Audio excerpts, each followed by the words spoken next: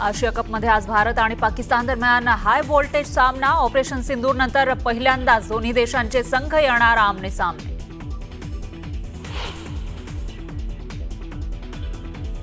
Bharat Pak cricket सामन्याला शिवसेना युबीटीचा विरोध। राज्यभर माझा कुंकू माझा देश अभियान राबवून केला निश्चय।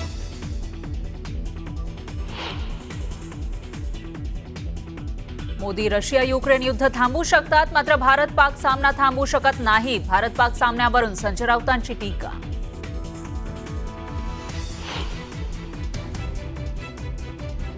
उद्धव ठाकरेंच्या शिवसेनेची संधी साधू देशभक्ती। ठाकरेंच्या सेनेच्या आंदोलनावरून एकनाथ शिंदेंचा हल्लाबोल। ठाकरेंना देशभक्तीवर विचारण्याचा अधिकार नसल्याची टीका।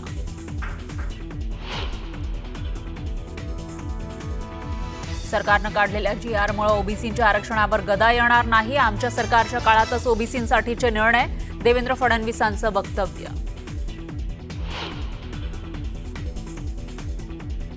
संतोष देशमुख हत्याप्रकरणी मिळवून घेतला आणि एका मोठ्या नेत्याची विकेट पडली। नाव न घेता सुरेश धस यांचा धनंजय मुंडेंवर निशाणा।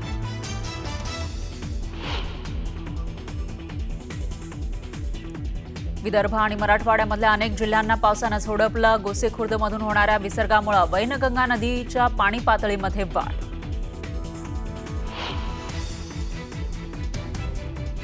छत्रपती संभाजीनगरच्या पैठण तालुक्यामध्ये पावसाचा हाहाकार। अनेक शेतांमध्ये पाणी साचलं तर रस्त्यांना नदीचं स्वरूप। शेतकऱ्यांचं मोठं नुकसान।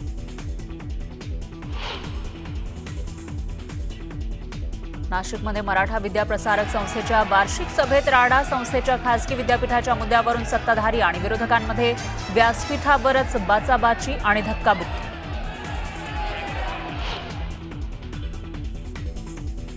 आणि साताऱ्यामध्ये होणाऱ्या अखिल भारतीय मराठी साहित्य संमेलनाच्या अध्यक्षपदी विश्वास पाटील। साहित्य महामंडळाच्या पुण्यातील बैठकीमध्ये पानिपत कराराच्या नावावर शिक्कामोर्तब।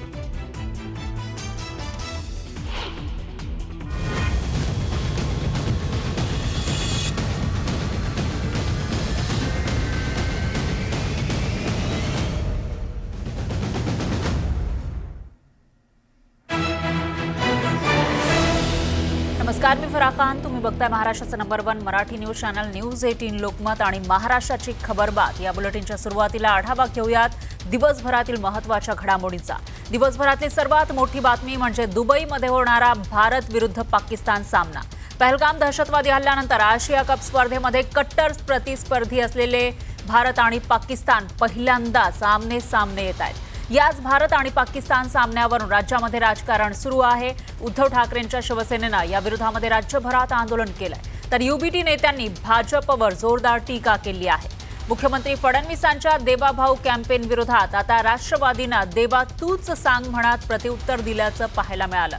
तर राष्ट्रवादीनं मुख्यमंत्री आणि सरकारवर शेती, रोजगार आणि नुकसान भरपाईवरून प्रश्नांची सरबत्ती केली आहे। यानंतर पुढची महत्त्वाची बातमी आहे ती म्हणजे बीडच्या मस्साजोगचे सरपंच संतोष देशमुख यांच्या हत्येनंतर संपूर्ण महाराष्ट्र हादरून गेला होता आणि या प्रकरणामध्ये माजी मंत्री धनंजय मुंडे यांना मंत्रिपदाचा राजीनामा द्यावा लागला होता। त्यावर आता आमदार सुरेश धस यांनी नाव न घेता टिप्पणी केलेली आहे। त्याची ही अपडेट आपण या बुलेटिनमध्ये घेणार आहोत। दरम्यान उपमुख्यमंत्री अजित पवार यांनी पुणे जिल्ह्यातील हडपसर इथल्या मुंडवा केशवनगर पुलाची पाहणी केली। एका स्थानिक महिलेनं वाहतूक कोंडीच्या मुद्द्यावरून अजित पवारांना गोव्याचे माजी मुख्यमंत्री मनोहर पर्रीकर यांचं नाव घेत थेट सल्ला दिला। त्यावर अजित पवारांनी दिलेलं उत्तर चांगलंच चर्चेत आहे। तर या सगळ्या बातम्या आपण बुलेटिनमध्ये बघणार आहोत। सगळ्यात आधी बातमी ती म्हणजे क्रिकेटच्या सामन्याची। आशिया कप स्पर्धेमध्ये कट्टर प्रतिस्पर्धी भारत आणि पाकिस्तान हे दोन्ही संघ आज आमने सामने येणार आहेत।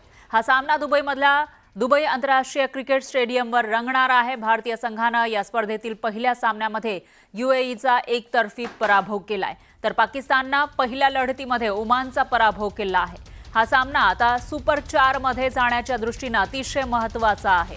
त्यामुळे या सामन्यात कोणता संघ कोणावर भारी पडणार हे पाहणं महत्त्वाचं ठरणार आहे।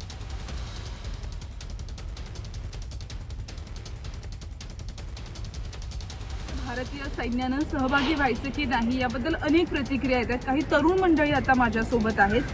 काय वाटतं, भारतानं या सगळ्या सामन्यामध्ये सहभागी व्हावं का? भारत पाक सामना कायमच महत्त्वाचा असतो।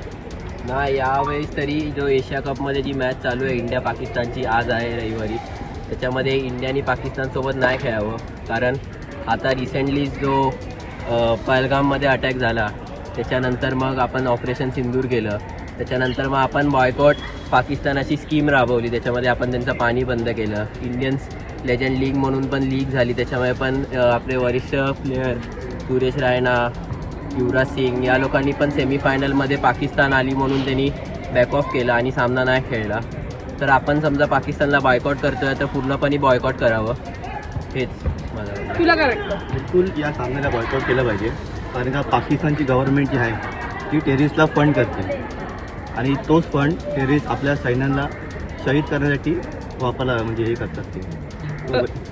काही तरुण हे जे आपण बघितलं तर हे दररोज क्रिकेट खेळतात. तू दररोज क्रिकेट खेळतो, काय वाटतं या हो, सगळ्या मला पण हेच वाटतं. जर पाकिस्तान दुसऱ्या बाजूनी जर आपल्यासोबत असं वागत असेल तर आपण ह्या बाबतीत तरी त्यांच्याशी का असं राहावं.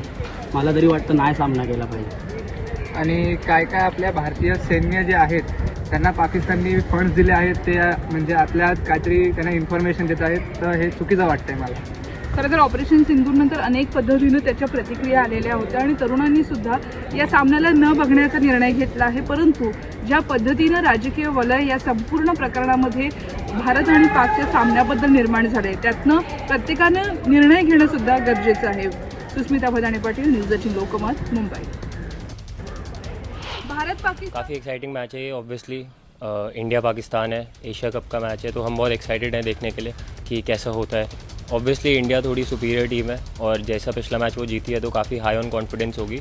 तो मुझे तो ऐसे ही लगता है इंडिया जीतेगी, बट क्रिकेट में कभी भी कुछ भी हो सकता है, तो बराबरी का मैच भी हो सकता है. दोनों टीम्स काफ़ी अच्छी हैं. पाकिस्तान की भी एक नई टीम खेल रही है अब, और इंडिया सबको पता ही है काफ़ी डोमिनेटिंग टीम है, तो काफ़ी अच्छा मैच होने वाला है. तो क्या लग रहा है कि ये मैच लो स्कोरिंग जा सकता है, हाई स्कोरिंग जा सकता है? अब ये तो कंडीशंस के हिसाब से ही होगा कैसा मैच चलता है, कैसी विकेट होती है, बट लाइक दोनों टीम्स बहुत स्ट्रॉन्ग हैं, तो बहुत इंटरेस्टिंग और अच्छा मैच होने वाला है. तर भारत पाकिस्तान सामन्यावरून राज्यामध्ये राजकारण तापलेलं आहे. दहशतवादी हल्ला करणाऱ्या पाकिस्तानसोबत भारत सामना खेळत असल्यानं विरोधकांनी भाजपवर टीका केली आहे. ठाकरेंच्या शिवसेनेनं भाजपवर जोरदार हल्लाबोल केलाय. मोदी रशिया युक्रेन युद्ध थांबवू शकतात, मात्र भारत पाकिस्तानचा सामना थांबवू शकत नाही, असा टोला राऊतांनी लगावला. भाजपची राष्ट्रभक्ती म्हणजे ढोंग आहे, असा घणाघात राऊतांनी केलाय. तर ज्या रेस्टॉरंटमध्ये आजचा सामना दाखवला जाईल त्यांचं नाव सार्वजनिक केलं जाईल, असा इशारा राऊतांनी दिलाय.